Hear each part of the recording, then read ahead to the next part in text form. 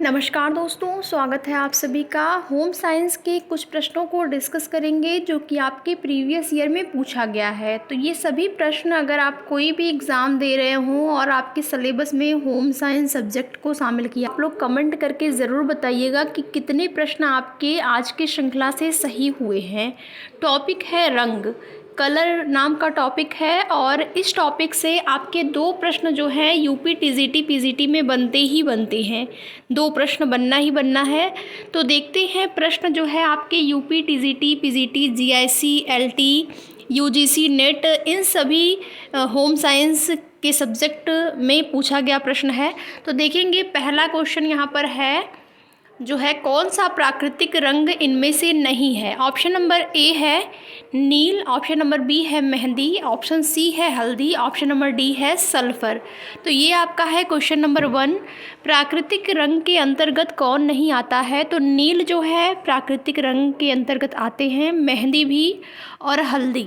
Sulphur जो है वो प्राकृतिक रंग के अंतर्गत नहीं आता है। सल्फर जो है यह एक उदासीन रंग है, ठीक है, उदासीन रंग है।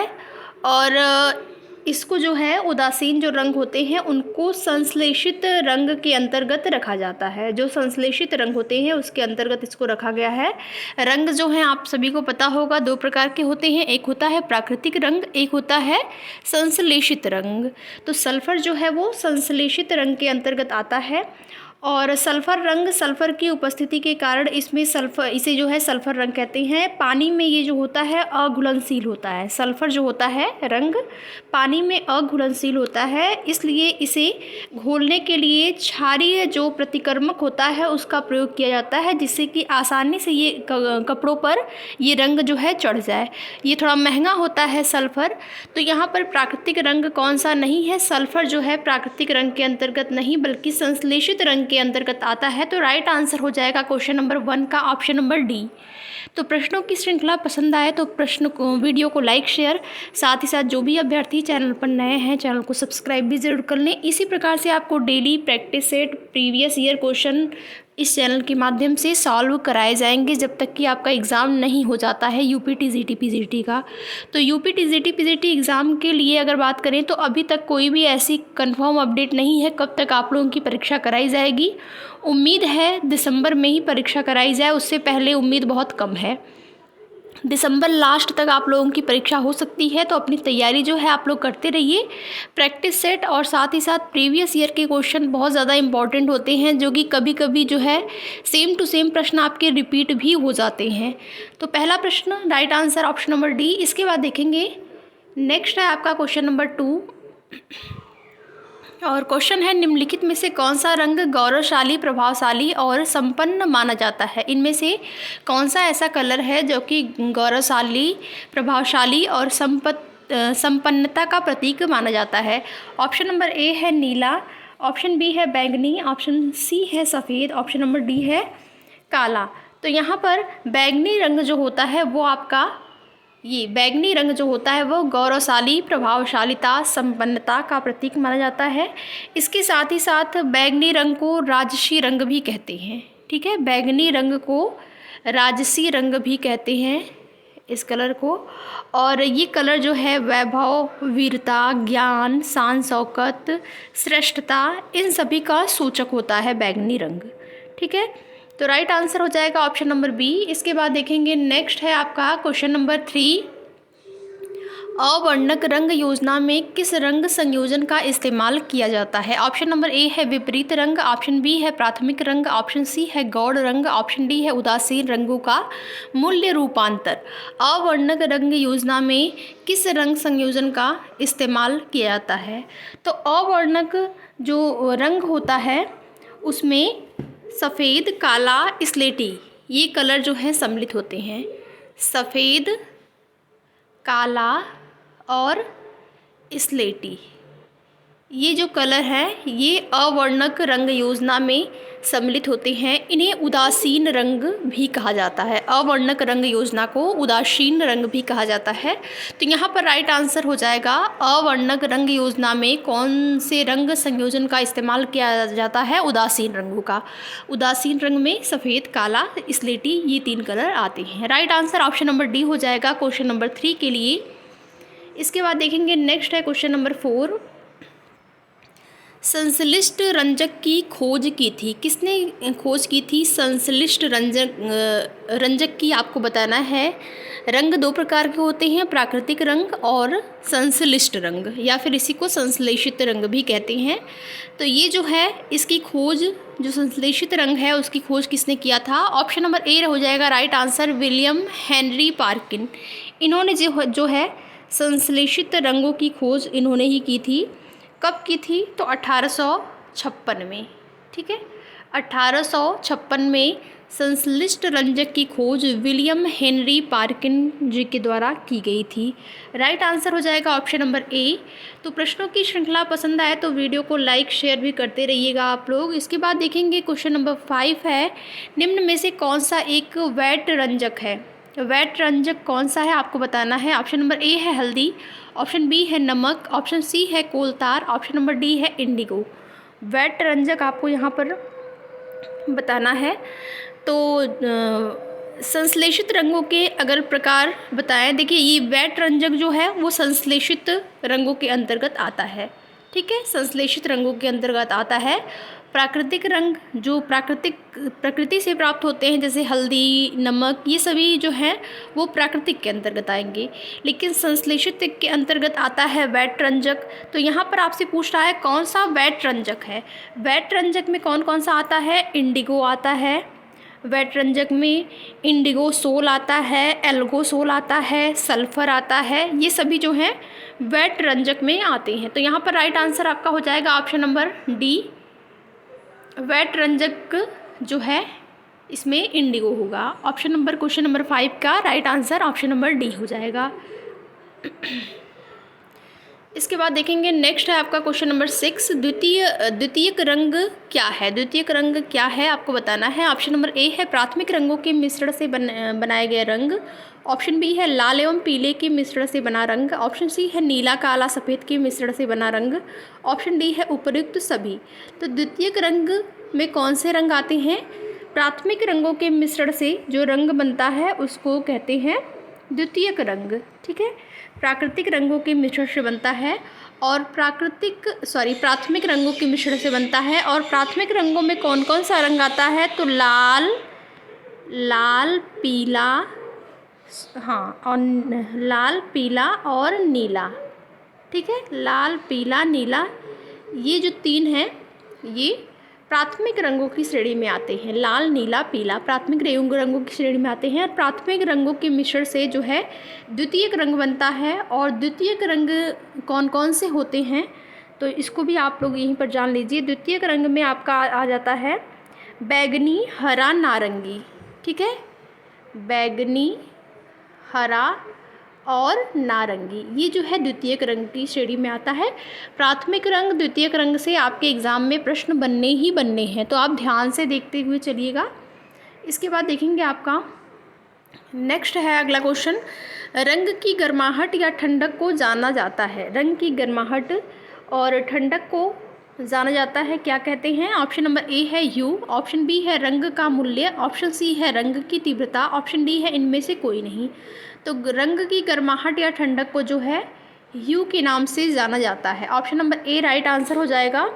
इसके साथ ही साथ रंग का मूल्य, रंग की तीव्रता, ये किसका सूचक है ये भी आप लोग जान लीजिए।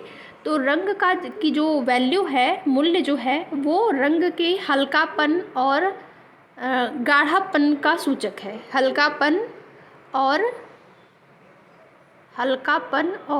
गाढ़ापन का सूचक है रंग का मूल्य। ठीक है, और रंग की तीव्रता किसका सूचक है? तो रंग की तीव्रता जो है वो रंगों की चमक व मंदता, रंगों की चमक व मंदता का सूचक है रंग की तीव्रता। ठीक है, तो राइट आंसर हो जाएगा ऑप्शन नंबर ए। इसके बाद देखेंगे नेक्स्ट है आपका क्वेश्चन, कमरों की दीवारों पर प्रयोग करने पर कौन सा रंग अधिक परावर्तन क्षमता रखता है?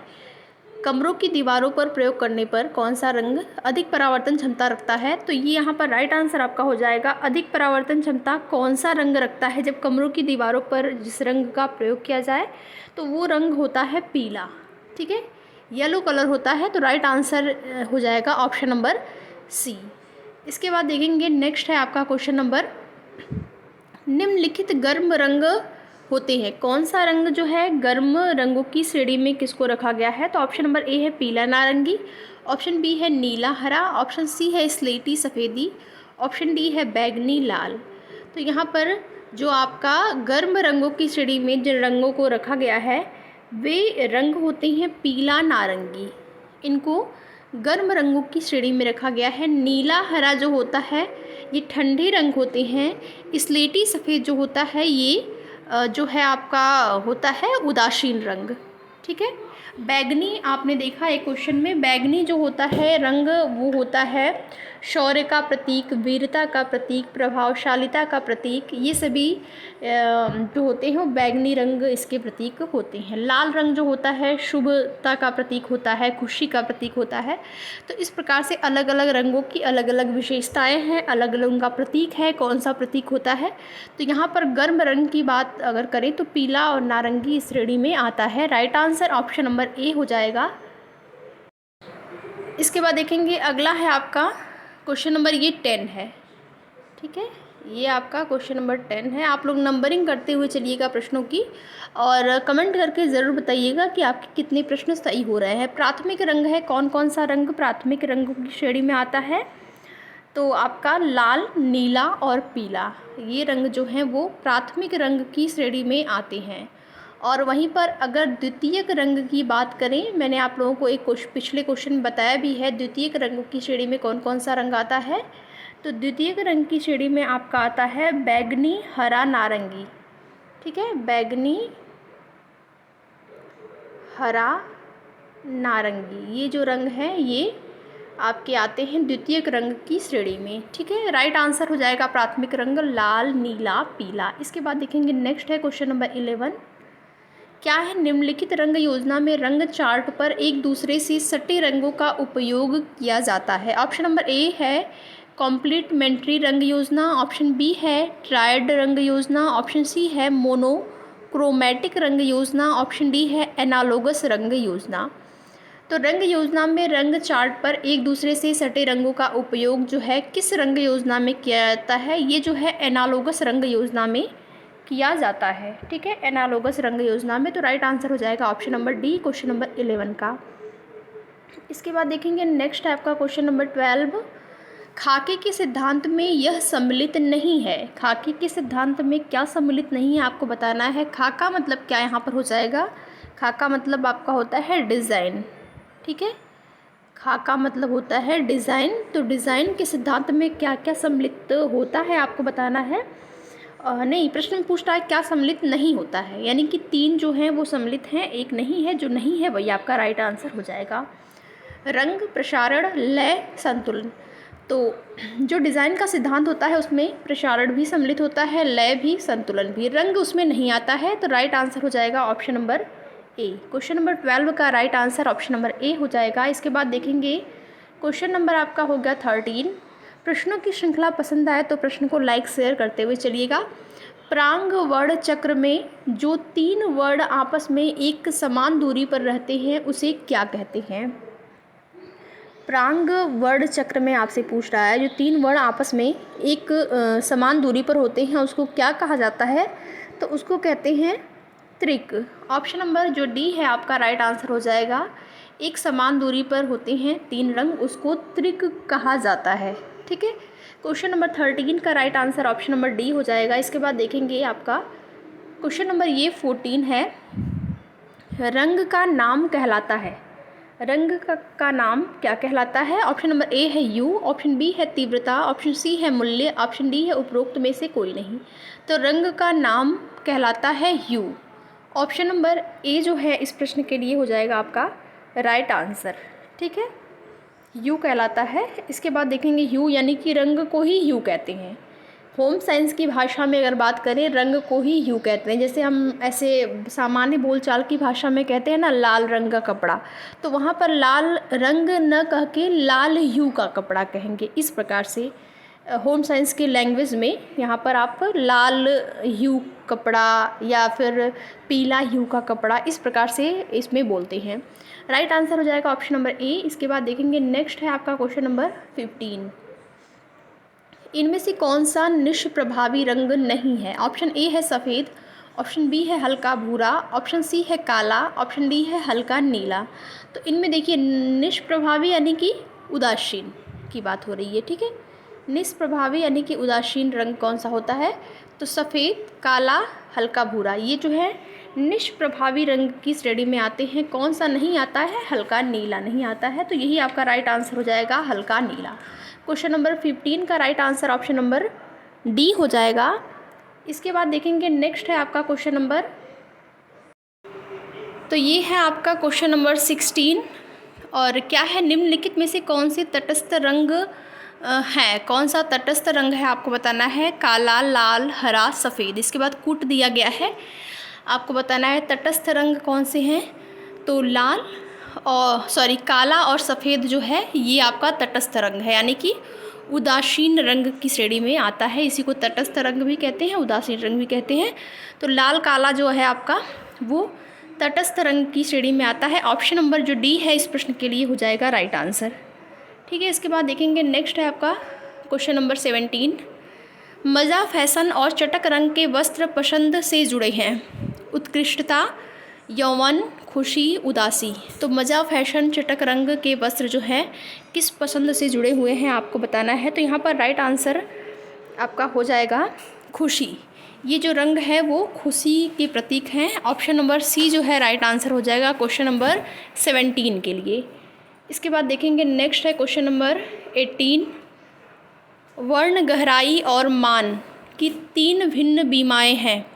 वर्ण, गहराई और मान, ये जो है किसकी 3 अलग अलग बीमाएँ हैं आपको बताना है। ऑप्शन नंबर ए है पैटर्न, ऑप्शन बी है संरचना, ऑप्शन सी है रंग, ऑप्शन नंबर डी है रेखा।